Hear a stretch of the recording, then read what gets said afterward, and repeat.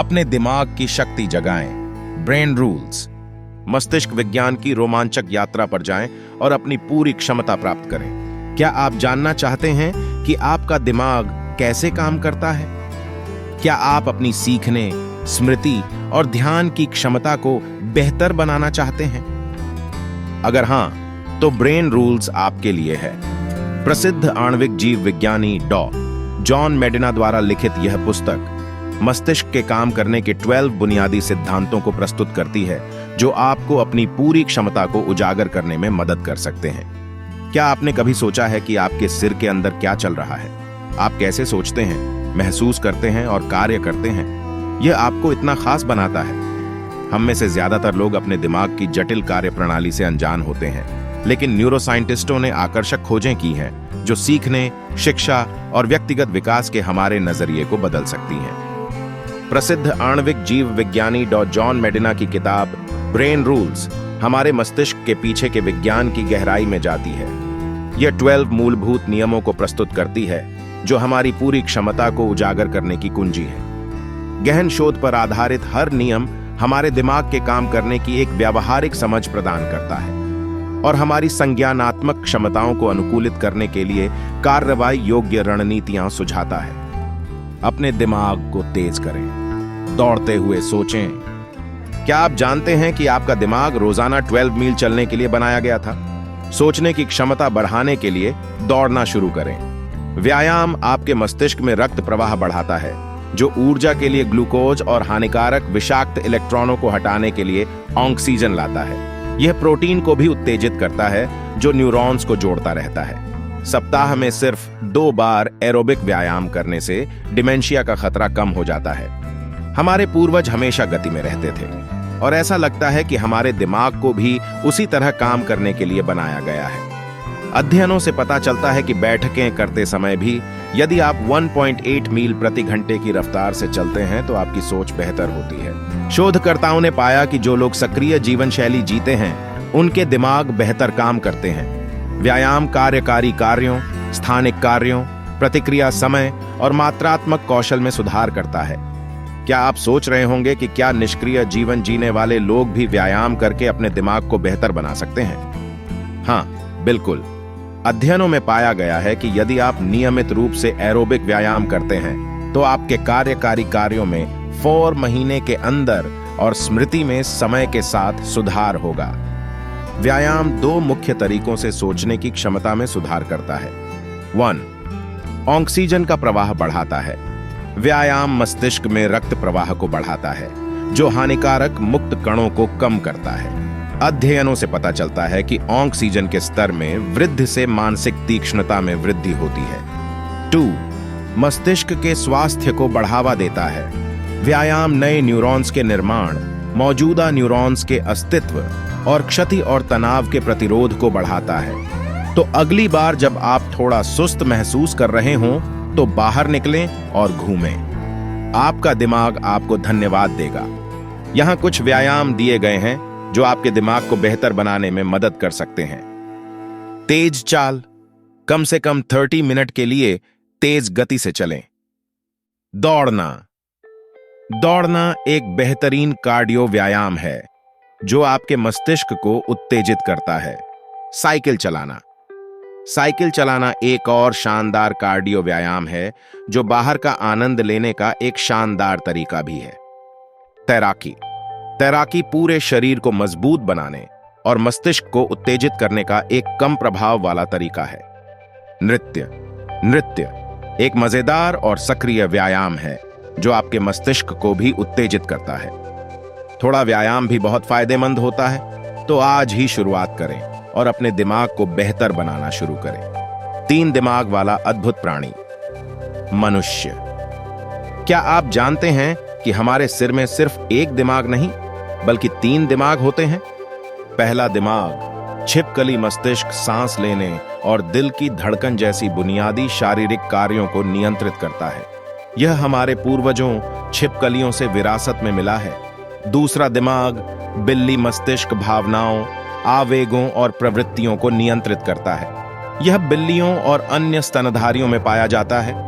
तीसरा और सबसे शक्तिशाली दिमाग मानव मस्तिष्क तर्क, योजना, भाषा और रचनात्मकता जैसी उच्च स्तरीय सोच के लिए जिम्मेदार है। हमारे दिमाग का विकास कैसे हुआ? जलवायु परिवर्तन से बचने के लिए हमारे पूर्वजों को पेड़ों से नीचे उतरकर सवाना में रहना पड़ा। इस बदले हुए वातावरण में जीवित रहने के लिए उन्होंने जटिल रणनीतियां बनाना और दूसरों के साथ सहयोग करना सीखा। इसने उनके दिमाग को विकसित करने में मदद की, खासकर मानव मस्तिष्क को। मानव मस्तिष्क इतना शक्तिशाली क्यों है? सिंबॉलिक रीजनिंग यानी एक चीज को दूसरी चीज के रूप में देखने की क्षमता मनुष्यों की एक अद्वितीय विशेषता है। यह हमें दूसरों के इरादों और प्रेरणाओं को समझने और समूहों में प्रभावी ढंग से काम करने की अनुमति देता है। दिमाग एक जीवित अंग है जो लगातार बदल रहा है और सीख रहा है। यह समस्याओं को हल करने और अस्थिर वातावरण में जीवित रहने के लिए बनाया गया है। मजबूत दिमाग, मजबूत अस्तित्व। इतिहास में सबसे मजबूत शरीर वाले प्राणी नहीं, बल्कि सबसे बुद्धिमान प्राणी जीवित रहे हैं। समस्याओं को हल करने, गलतियों से सीखने और दूसरों के साथ सहयोग करने की हमारी क्षमता ने हमें पृथ्वी पर हावी होने में मदद की है। एक दूसरे को समझना हमारी सफलता की कुंजी है। रिश्ते और सहयोग हमारी बुनियादी जरूरतें हैं। हम अपने परिवारों, दोस्तों, सहकर्मियों और शिक्षकों के साथ संबंधों के माध्यम से सीखते हैं और बढ़ते हैं। यदि हम सुरक्षित और समझा हुआ महसूस करते हैं तो हम बेहतर प्रदर्शन करते हैं। हमारे तीन दिमाग, सिंबॉलिक रीजनिंग की अद्वितीय क्षमता और दूसरों के साथ सहयोग करने की हमारी प्रवृत्ति ने हमें पृथ्वी पर सबसे सफल प्रजाति बना दिया है। अपने दिमाग का उपयोग करें, लगातार सीखें, प्रश्न पूछें और समस्याओं को हल करें। दूसरों के साथ जुड़ें, मजबूत संबंध बनाएं और दूसरों के साथ सहयोग करें। अपने दिमाग की देखभाल करें, स्वस्थ भोजन खाएं, पर्याप्त नींद लें और नियमित रूप से व्यायाम करें। हर दिमाग अनोखा है। अपनी शिक्षा और जीवन को कैसे अनुकूलित करें? क्या आप जानते हैं कि आपका दिमाग लगातार सीखता और बदलता रहता है? आप जो कुछ भी करते हैं और अनुभव करते हैं, वह आपके मस्तिष्क की संरचना को बदल देता है। यही कारण है कि हर व्यक्ति का दिमाग अद्वितीय होता है। यह सोचने, सीखने और याद रखने के तरीके में भिन्न होता है।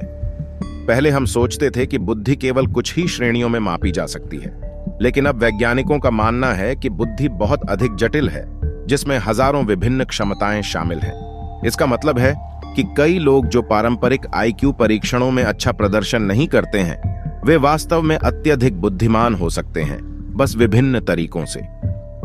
यह समझना महत्वपूर्ण है कि हर छात्र, हर कर्मचारी और हर ग्राहक का दिमाग अलग तरह से काम करता है। शिक्षा और व्यवसायों को इस तथ्य को स्वीकार करने और प्रत्येक व्यक्ति को सफल होने में मदद करने के लिए अनुकूलित करने की आवश्यकता है। यहाँ कुछ तरीके दिए गए हैं जिनसे आप अपने अनूठे दिमाग का लाभ उठा सकते हैं। अपनी सीखने की शैली खोजें। कुछ लोग दृश्य शिक्षार्थी होते हैं, जबकि अन्य श्रवण या गतिज सीखने वाले होते हैं। अपनी सीखने की शैली को समझने से आपको ऐसी सामग्री और शिक्षण विधियों को खोजने में मदद मिल सकती है जो आपके लिए सबसे अच्छा काम करती है। अपनी ताकत और कमजोरियों को जानें। हर किसी के पास अद्वितीय प्रतिभाएं और क्षमताएं होती हैं। अपनी ताकत पर ध्यान केंद्रित करें और अपनी कमजोरियों को दूर करने के तरीके खोजें। नई चीजें सीखने के लिए हमेशा तैयार रहें। आपका दिमाग जितना अधिक सक्रिय होगा, उतना ही यह बढ़ेगा और विकसित होगा। नई चुनौतियों का सामना करने और अपनी क्षमताओं का विस्तार करने से न डरें। दूसरों के साथ जुड़ें। अन्य लोगों के साथ बातचीत करना आपके दिमाग को उत्तेजित करने और नए विचारों को सीखने का एक शानदार तरीका है। अपने दिमाग की देखभाल करें, स्वस्थ भोजन खाएं, पर्याप्त नींद लें और नियमित रूप से व्यायाम करें। ये सभी आदतें आपके दिमाग को स्वस्थ और तीक्ष्ण रखने में मदद करेंगी। याद रखें, आपका दिमाग आपका सबसे शक्तिशाली उपकरण है। इसे समझें, इसकी देखभाल करें और इसका उपयोग अपनी पूरी क्षमता तक पहुंचने के लिए करें। यहां कुछ अतिरिक्त बिंदु दिए गए हैं जो आपको दिलचस्प लग सकते हैं। हमारे दिमाग लगातार सिद्धांतों का निर्माण कर रहे हैं।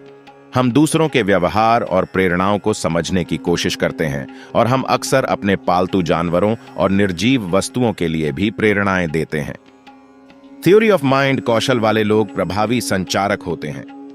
वे दूसरों के दृष्टिकोण को समझने और अपनी बात को स्पष्ट रूप से व्यक्त करने में सक्षम हैं। सुरक्षित और समझा हुआ महसूस करना सीखने और प्रदर्शन के लिए महत्वपूर्ण है। यदि कोई शिक्षक या बॉस के साथ सुरक्षित महसूस नहीं करता है तो वे अपना सर्वश्रेष्ठ प्रदर्शन करने में सक्षम नहीं हो सकते हैं। यह समझकर कि हमारे दिमाग कैसे काम करते हैं, हम खुद को और अपने आसपास के लोगों को बेहतर ढंग से समझ सकते हैं। हम शिक्षा और व्यवसायों को अधिक प्रभावी बनाने के लिए इस ज्ञान का उपयोग कर सकते हैं। असल बातें, दिमाग कैसे काम करता है और आप इसका उपयोग कैसे कर सकते हैं। क्या आप जानते हैं कि आपका दिमाग एक समय में केवल एक ही चीज पर ध्यान केंद्रित कर सकता है? मल्टीटास्किंग असंभव है। हम पैटर्न देखने और अर्थ निकालने में बेहतर हैं। विवरणों को याद रखने की तुलना में भावनात्मक उत्तेजना सीखने में मदद करती है और कहानियां और भावनाएं दर्शकों को बांधे रख सकती हैं। हमारी यादें इस बात से बहुत प्रभावित होती हैं कि हम किस पर ध्यान देते हैं। हमारा अनुभव और संस्कृति भी मायने रखते हैं। शिक्षकों और व्यवसायों को यह समझने की आवश्यकता है कि दर्शक प्रस्तुति को कैसे देखेंगे। हम स्वाभाविक रूप से भावनाओं, खतरों और सेक्स जैसी चीजों पर ध्यान देते हैं। हमारा दिमाग हमेशा पूछता है, क्या यह सुरक्षित है? क्या यह फायदेमंद है? क्या मैं इससे जुड़ सकता हूं? दिमाग मल्टीटास्किंग नहीं कर सकता, भले ही हमें ऐसा लगे। फोन पर बात करते हुए गाड़ी चलाना खतरनाक है। यह शराब पीकर गाड़ी चलाने जैसा ही है। कार्यस्थल और स्कूल अक्सर मल्टीटास्किंग को प्रोत्साहित करते हैं, लेकिन यह गलत है। इससे त्रुटियां बढ़ जाती हैं और काम धीमा हो जाता है। हमेशा ऑनलाइन रहने से हम विचलित रहते हैं और कम उत्पादक होते हैं। यदि कोई शिक्षक छात्र का ध्यान आकर्षित नहीं कर सकता है तो सीखना संभव नहीं है। जंगली जानवरों का दिमाग पालतू जानवरों की तुलना में बड़ा होता है क्योंकि उन्हें लगातार सीखना पड़ता है। जितना अधिक आप सक्रिय रहेंगे, आपका दिमाग उतना ही विकसित होगा। याद रखें, एक समय में एक चीज पर ध्यान दें। कहानियों और भावनाओं का उपयोग करके लोगों को आकर्षित करें। विचलन को कम करें। अपने दिमाग को सक्रिय रखें। इन सुझावों का पालन करके आप अपने दिमाग की शक्ति का अधिकतम लाभ उठा सकते हैं और सीखने, याद रखने और प्रदर्शन में सुधार कर सकते हैं। याद रखने की कला अपने दिमाग को कैसे मजबूत करें? क्या आप कभी ऐसी चीज भूल गए हैं जो आपको याद रखनी चाहिए थी? चिंता न करें, हम सब ऐसा करते हैं। लेकिन अच्छी खबर यह है कि आप अपने दिमाग को प्रशिक्षित करके अपनी याददाश्त में सुधार कर सकते हैं। यहां कुछ सुझाव दिए गए हैं। 1. दोहराएं। नई जानकारी को याद रखने का सबसे अच्छा तरीका है इसे बार बार दोहराना। आप इसे जोर से पढ़कर, लिखकर या किसी मित्र को समझाकर कर सकते हैं। जितना अधिक आप इसे दोहराएंगे, उतनी ही मजबूती से यह आपके दिमाग में एच्ड होगा। 2. अर्थ समझें। रटने से कोई फायदा नहीं है। यदि आप जो कुछ भी सीख रहे हैं उसका अर्थ समझते हैं तो आप इसे बेहतर याद रख पाएंगे। जानकारी को अपने जीवन से जोड़ने का प्रयास करें या इसके बारे में एक कहानी बनाएं। 3. स्मरणीय बनाएं। जितनी अधिक जानकारी दिलचस्प और यादगार होगी, उतनी ही आसानी से आप इसे याद रख पाएंगे। जानकारी को इमेजेस, एमनेमोनिक्स या राइम्स में बदलने का प्रयास करें। 4. रेपिटेशन। एक बार में सभी जानकारी को याद करने की कोशिश करने के बजाय इसे छोटे छोटे टुकड़ों में तोड़ दें और इसे कुछ दिनों में फैलाकर दोहराएं। यह आपके दिमाग को जानकारी को मजबूती से संग्रहित करने में मदद करेगा। 5. सक्रिय रहें। व्यायाम, स्वस्थ भोजन और पर्याप्त नींद आपके दिमाग को तेज रखने और याददाश्त में सुधार करने में मदद कर सकती है। 6. मस्तिष्क प्रशिक्षण। कई मस्तिष्क प्रशिक्षण ऐप और गेम हैं जो आपकी याददाश्त, एकाग्रता और अन्य संज्ञानात्मक कौशल को बेहतर बनाने में मदद कर सकते हैं। याद रखें, दोहराव सबसे महत्वपूर्ण कारक है। अर्थ समझें जो आप सीख रहे हैं। जानकारी को यादगार बनाएं, सक्रिय रहें और अपने दिमाग को प्रशिक्षित करें। इन सुझावों का पालन करके आप अपनी याददाश्त में सुधार कर सकते हैं और जीवन में अधिक सफल हो सकते हैं। कुछ अतिरिक्त बिंदु। हमारी यादें अस्थिर होती हैं। यही कारण है कि आपको उन्हें याद रखने के लिए उन्हें दोहराना होगा। हमारी यादें भावनाओं से जुड़ी होती हैं। जितनी अधिक भावनात्मक रूप से कुछ जुड़ा होगा, उतनी ही आसानी से आप इसे याद रख पाएंगे। हमारी यादें चयनात्मक होती हैं। हम केवल उन चीजों को याद करते हैं जो हमारे लिए महत्वपूर्ण हैं या जो किसी तरह से हमारी भावनाओं को उत्तेजित करती हैं। हमारी यादें गलत हो सकती हैं। समय के साथ हमारी यादें बदल सकती हैं या विकृत हो सकती हैं। यादों का जादू, दोहराव की शक्ति। क्या आपने कभी सोचा है कि आप कुछ चीजें क्यों याद रख पाते हैं जबकि अन्य भूल जाते हैं? जवाब है दोहराव। हमारे दिमाग अद्भुत मशीन है, लेकिन वे भी अस्थिर हैं। ज्यादातर यादें कुछ ही मिनटों में गायब हो जाती हैं, लेकिन जो इस नाजुक दौर से बच जाती हैं, वे समय के साथ मजबूत होती जाती हैं। लंबी अवधि की यादें कैसे बनती हैं? यह एक जटिल प्रक्रिया है जिसमें हिपोकैम्पस और कॉर्टेक्स नामक दो मस्तिष्क क्षेत्र शामिल होते हैं। हिपोकैम्पस नई जानकारी को अस्थायी रूप से संग्रहित करता है, जबकि कॉर्टेक्स इसे स्थायी रूप से संग्रहित करता है। लेकिन यह कैसे होता है? नई जानकारी सीखते समय हिपोकैम्पस और कॉर्टेक्स के बीच एक दो तरफा बातचीत होती है। जैसे जैसे हम जानकारी को दोहराते हैं, हिपोकैम्पस और कॉर्टेक्स के बीच संबंध मजबूत होते जाते हैं। यह प्रक्रिया तब तक चलती रहती है जब तक कि हिपोकैम्पस अपना काम पूरा नहीं कर लेता और कॉर्टेक्स में मेमोरी स्थायी रूप से स्थापित नहीं हो जाती। यह वर्षों लग सकता है। तो इसका क्या मतलब है? इसका मतलब है कि यदि आप कुछ याद रखना चाहते हैं तो आपको इसे दोहराना होगा। जितना अधिक आप इसे दोहराएंगे, उतनी ही मजबूत मेमोरी होगी।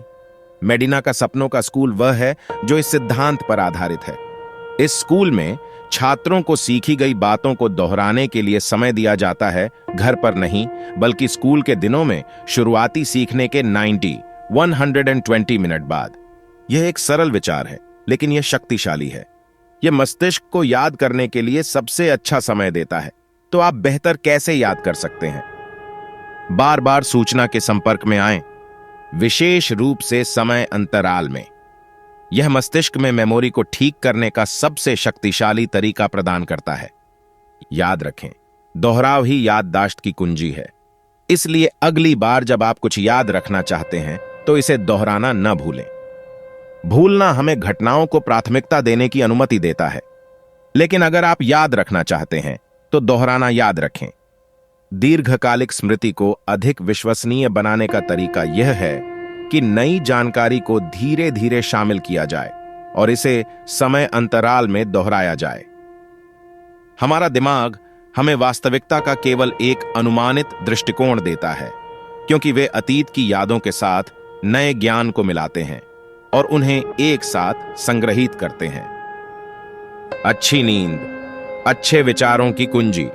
क्या आपने कभी सोचा है कि नींद इतनी महत्वपूर्ण क्यों है? यह सिर्फ थकान दूर करने से कहीं ज्यादा है।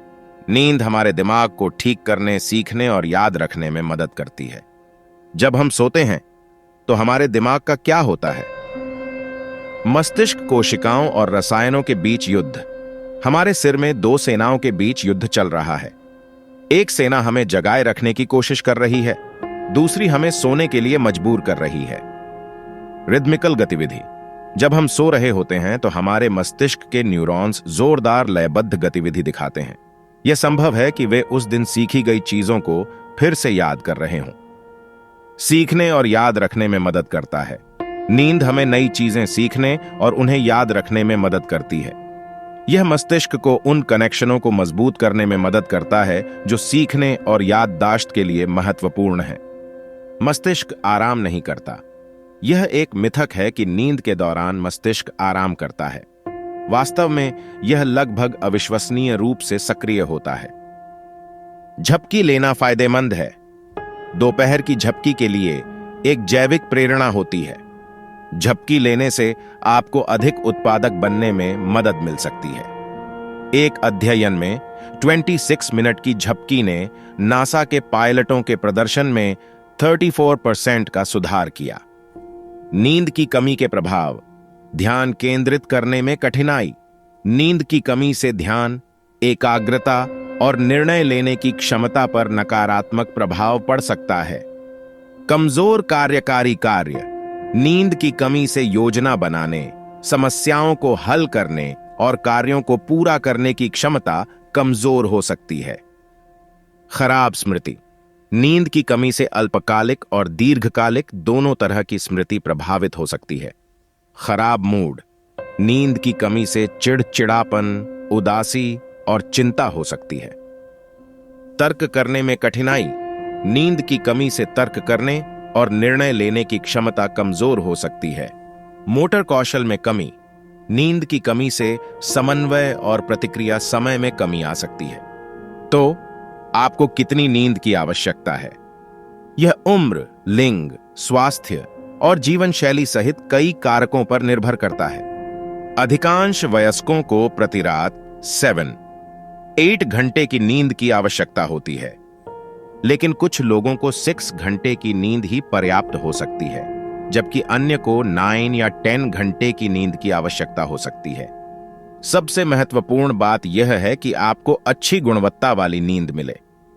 इसका मतलब है कि आपको एक शांत, अंधेरे कमरे में सोना चाहिए और हर रात एक ही समय पर बिस्तर पर जाना और उठना चाहिए। अच्छी नींद आपकी शारीरिक और मानसिक स्वास्थ्य के लिए महत्वपूर्ण है, इसलिए सुनिश्चित करें कि आप पर्याप्त नींद लें। सोने से पहले कैफीन और शराब से बचें। सोने से पहले नियमित रूप से व्यायाम करें। एक आरामदायक सोने की जगह बनाएं। तनावग्रस्त दिमाग सीखने की क्षमता का दुश्मन। कभी सोचा है कि तनाव आपके दिमाग को कैसे प्रभावित करता है? यह सिर्फ चिंता और परेशानी से ज्यादा है। दीर्घकालिक तनाव आपकी सीखने, याद रखने और सोचने की क्षमता को गंभीर रूप से कमजोर कर सकता है। कैसे? तनाव हार्मोन। जब आप तनाव में होते हैं तो आपका शरीर एड्रेनालाइन और कोर्टिसोल जैसे हार्मोन छोड़ता है। ये हार्मोन आपको तत्काल खतरों से निपटने के लिए तैयार करते हैं, जैसे कि शिकारी का सामना करना। लेकिन समस्या यह है कि पुराने तनाव इन हार्मोन को लगातार उच्च स्तर पर रखते हैं। दिमाग पर प्रभाव। एड्रेनालाइन रक्त वाहिकाओं को नुकसान पहुंचा सकता है, जिससे हृदय रोग का खतरा बढ़ जाता है। कोर्टिसोल हाइपोकैम्पस की कोशिकाओं को नुकसान पहुंचाता है, जो मस्तिष्क का वह हिस्सा है जो सीखने और याददाश्त के लिए महत्वपूर्ण है। नियंत्रण का अभाव। सबसे खराब प्रकार का तनाव यह महसूस करना है कि आपकी समस्या पर आपका कोई नियंत्रण नहीं है। यह असहायता की भावना विशेष रूप से हानिकारक है। दीर्घकालिक परिणाम। दीर्घकालिक तनाव स्मृति, विचार करने की क्षमता, मोटर कौशल और प्रतिरक्षा प्रणाली को कमजोर कर सकता है। यह अवसाद और नींद की समस्याओं का भी कारण बन सकता है। क्या आप तनाव से बच सकते हैं? पूरी तरह से नहीं। तनाव जीवन का एक हिस्सा है, लेकिन आप तनाव को कम करने और इसके नकारात्मक प्रभावों को कम करने के लिए कदम उठा सकते हैं। यहां कुछ सुझाव दिए गए हैं। व्यायाम। नियमित व्यायाम तनाव हार्मोन को कम करने और एंडोर्फिन को बढ़ाने में मदद करता है, जो मूड को बेहतर बनाता है। पर्याप्त नींद लें। जब आप थके हुए होते हैं तो आप अधिक तनावग्रस्त महसूस करते हैं। प्रत्येक रात 7-8 घंटे की नींद का लक्ष्य रखें। स्वस्थ भोजन करें। पौष्टिक आहार खाने से आपको तनाव से निपटने के लिए आवश्यक ऊर्जा मिलेगी। आराम की तकनीक का अभ्यास करें। योग, ध्यान और गहरी सांस लेने के व्यायाम तनाव को कम करने में मदद कर सकते हैं। समर्थन के लिए दूसरों से जुड़ें। परिवार, दोस्तों या एक चिकित्सक से बात करें कि आप कैसा महसूस कर रहे हैं। याद रखें, आपका मानसिक स्वास्थ्य आपके शारीरिक स्वास्थ्य जितना ही महत्वपूर्ण है। तनाव को अपने जीवन को नियंत्रित न करने दें। अपनी देखभाल करें और आप बेहतर महसूस करेंगे। तनाव बच्चों की सीखने की क्षमता को भी प्रभावित कर सकता है। यदि आप चाहते हैं कि आपके बच्चे सफल हों, तो घर पर एक शांत और सहायक वातावरण बनाना महत्वपूर्ण है। पुरानी तनाव से जुड़े स्वास्थ्य समस्याओं का इलाज दवाओं और चिकित्सा के साथ किया जा सकता है। अधिक इंद्रियों को उत्तेजित करें, बेहतर सीखें। हमारी दुनिया जानकारी से भरी हुई है।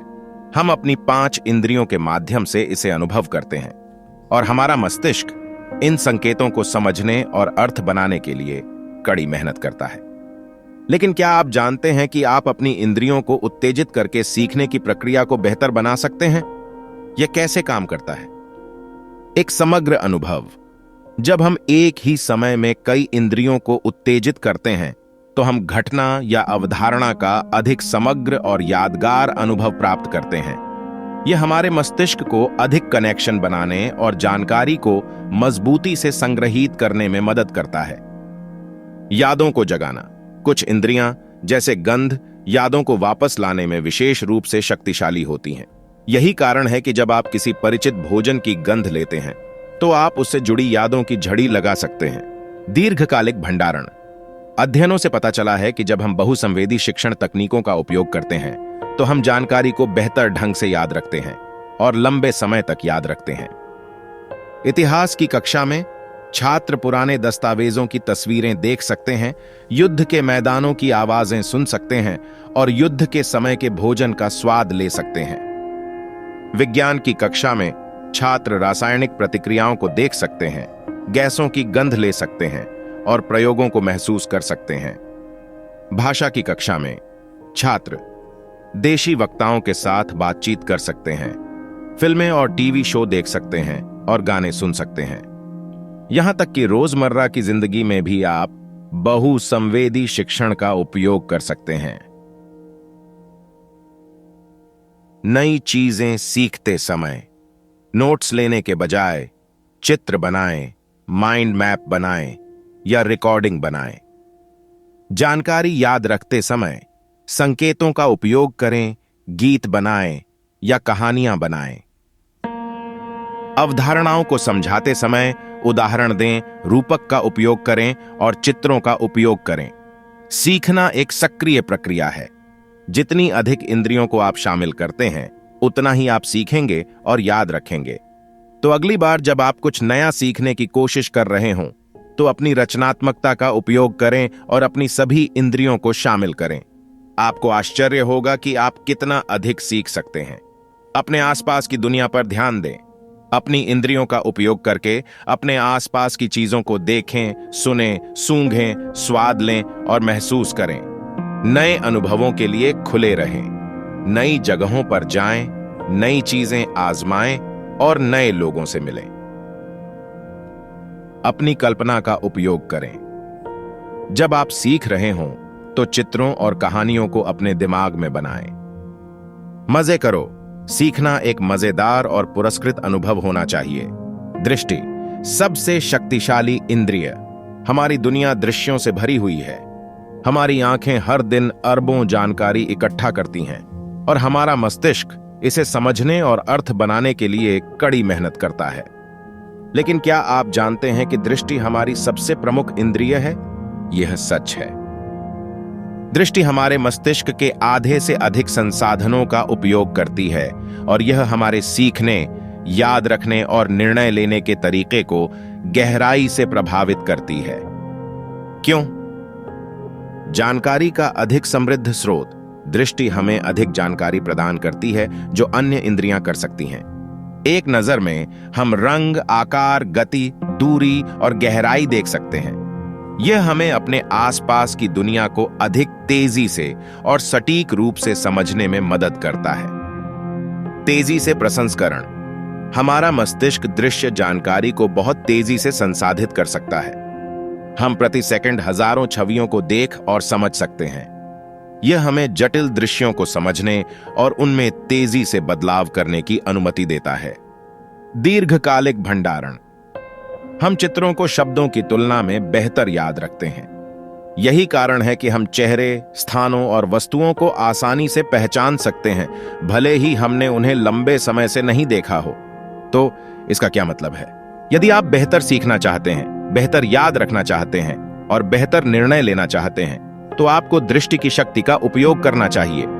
यहाँ कुछ युक्तियां दी गई हैं। अपनी प्रस्तुतियों में छवियों का उपयोग करें। शब्दों के बजाय चित्रों और ग्राफिक्स का उपयोग करके जानकारी प्रस्तुत करें। यह आपके दर्शकों को बेहतर ढंग से समझने और याद रखने में मदद करेगा।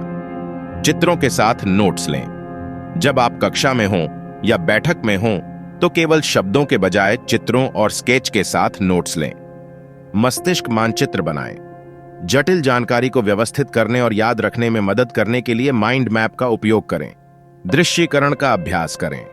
अपने लक्ष्यों और सपनों को प्राप्त करने में मदद करने के लिए दृश्यीकरण तकनीकों का उपयोग करें। दृष्टि एक शक्तिशाली उपकरण है जिसका उपयोग आप अपने जीवन को बेहतर बनाने के लिए कर सकते हैं। इसका उपयोग बुद्धिमानी से करें और आप आश्चर्यचकित होंगे कि आप क्या हासिल कर सकते हैं। अपने आसपास की दुनिया पर ध्यान दें। अपनी आंखों का उपयोग अपने आसपास की चीजों को देखने और उनकी सराहना करने के लिए करें। नई जगहों की यात्रा करें। नए दृश्यों और अनुभवों के संपर्क में आएं। कला और फोटोग्राफी का आनंद लें। दृश्य कला की सुंदरता को सराहें। अपनी आंखों की देखभाल करें। नियमित रूप से अपनी आंखों की जांच करवाएं और स्वस्थ आहार खाएं। पुरुष और महिला मस्तिष्क, समानताएं और अंतर। यह सच है कि पुरुषों और महिलाओं के मस्तिष्क कुछ संरचनात्मक और जैव रासायनिक अंतर दिखाते हैं। उदाहरण के लिए एक्स गुणसूत्र। पुरुषों में एक एक्स गुणसूत्र और एक वाई गुणसूत्र होता है, जबकि महिलाओं में 2 एक्स गुणसूत्र होते हैं। एक्स गुणसूत्र में मस्तिष्क के विकास में महत्वपूर्ण भूमिका निभाने वाले कई जीन होते हैं। अमाइगडाला।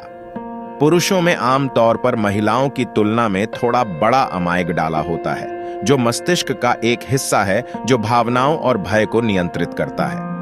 सेरोटोनिन। पुरुषों में महिलाओं की तुलना में सेरोटोनिन नामक न्यूरोट्रांसमीटर का स्तर थोड़ा अधिक होता है, जो मूड और नींद को नियंत्रित करने में मदद करता है। हालांकि इन अंतरों का महत्व अभी भी पूरी तरह से समझा नहीं गया है। यह स्पष्ट नहीं है कि वे पुरुषों और महिलाओं के व्यवहार और सोचने के तरीके में क्या भूमिका निभाते हैं। मानसिक स्वास्थ्य में अंतर। पुरुषों और महिलाओं में कुछ मानसिक स्वास्थ्य विकारों की दर में कुछ अंतर होते हैं। उदाहरण के लिए स्किज़ोफ्रेनिया। पुरुषों में महिलाओं की तुलना में स्किज़ोफ्रेनिया विकसित होने की संभावना अधिक होती है। अवसाद। महिलाओं में पुरुषों की तुलना में अवसाद विकसित होने की संभावना अधिक होती है। चिंता। महिलाओं में पुरुषों की तुलना में चिंता विकार विकसित होने की संभावना अधिक होती है। यह अंतर जैविक और पर्यावरणीय कारकों के जटिल मिश्रण के कारण हो सकते हैं। तनाव प्रतिक्रिया। पुरुष और महिलाएं तीव्र तनाव के प्रति अलग-अलग तरीकों से प्रतिक्रिया देते हैं।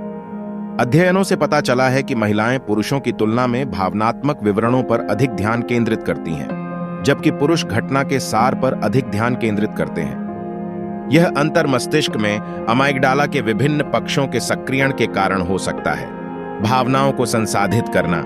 पुरुष और महिलाएं कुछ भावनाओं को अलग तरह से संसाधित कर सकते हैं। उदाहरण के लिए महिलाएं पुरुषों की तुलना में दुख और क्रोध जैसी भावनाओं को अधिक तीव्रता से अनुभव कर सकती हैं। यह अंतर सामाजिक और सांस्कृतिक कारकों सहित कई कारकों के कारण हो सकता है। यह ध्यान रखना महत्वपूर्ण है कि ये सामान्यकरण हैं और सभी पुरुषों और महिलाओं पर लागू नहीं होते हैं। प्रत्येक व्यक्ति अद्वितीय होता है और उनके मस्तिष्क का कार्य उनके व्यक्तिगत अनुभवों और जीन सहित कई कारकों से प्रभावित होता है। हम जन्मजात खोजकर्ता। बच्चे सीखने के लिए एक आदर्श मॉडल हैं। वे निष्क्रिय रूप से जानकारी को ग्रहण नहीं करते, बल्कि सक्रिय रूप से अवलोकन, परिकल्पना, प्रयोग और निष्कर्ष के माध्यम से दुनिया को समझते हैं। उनके मस्तिष्क इस वैज्ञानिक दृष्टिकोण को संभव बनाने के लिए विशेष रूप से अनुकूलित होते हैं। प्रीफ्रंटल कॉर्टेक्स उनकी परिकल्पनाओं में त्रुटियों की पहचान करता है। एक आसपास का क्षेत्र उन्हें व्यवहार बदलने के लिए प्रेरित करता है। भागो। मिरर न्यूरॉन्स जो पूरे मस्तिष्क में फैले होते हैं, उन्हें व्यवहारों को पहचानने और उनका अनुकरण करने की अनुमति देते हैं। वयस्कों के मस्तिष्क के कुछ हिस्से भी लचीले रहते हैं, जिससे हम जीवन भर नई चीजें सीख सकते हैं और नए न्यूरॉन्स बना सकते हैं। खोज करने की इच्छा कभी खत्म नहीं होती, चाहे हम किसी भी कक्षा में हों। बच्चे हमें सिखाते हैं कि कैसे सीखना है। प्रश्न पूछकर, अनुभव करके, गलतियों से सीखकर, लगातार। गूगल भी खोज की शक्ति को महत्व देता है। कर्मचारियों को अपने समय का 20% समय परियोजनाओं पर काम करने के लिए प्रोत्साहित किया जाता है, जहां वे अपनी रुचियों का पता लगा सकते हैं और नए विचारों का पता लगा सकते हैं। यह दृष्टिकोण फलदायी रहा है। जीमेल और गूगल समाचार सहित 50% से अधिक नए गूगल उत्पाद 20% समय से उत्पन्न हुए हैं। तो हमने अपने मस्तिष्क के काम करने के तरीके के बारे में बहुत कुछ सीखा है।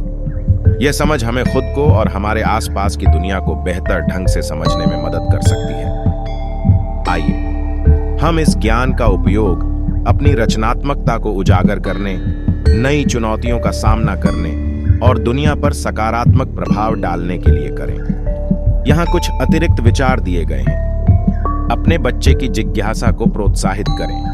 उन्हें प्रश्न पूछने, प्रयोग करने और दुनिया का पता लगाने के लिए प्रोत्साहित करें। अपने स्वयं के सीखने के लिए समय निकालें। नई चीजें सीखने के नए तरीके खोजें और अपनी जिज्ञासा को जीवित रखें। अपने आसपास की दुनिया का अन्वेषण करें। नए स्थानों पर जाएं, नए लोगों से मिलें और नए अनुभव प्राप्त करें। खुले विचारों वाले बने, नई संभावनाओं के लिए खुले रहें और चुनौतियों का सामना करने से न डरें। लगातार बने रहें। सीखना और बढ़ना एक आजीवन यात्रा है। हम सभी जन्मजात खोजकर्ता हैं। अपनी जिज्ञासा का पालन करें और आप कभी भी सीखना बंद नहीं करेंगे। आपका पसंदीदा दिमागी नियम कौन सा है? नीचे कमेंट में अपने विचार साझा करें और अधिक मोटिवेशनल वीडियोस के लिए लाइक और सब्सक्राइब करना न भूलें।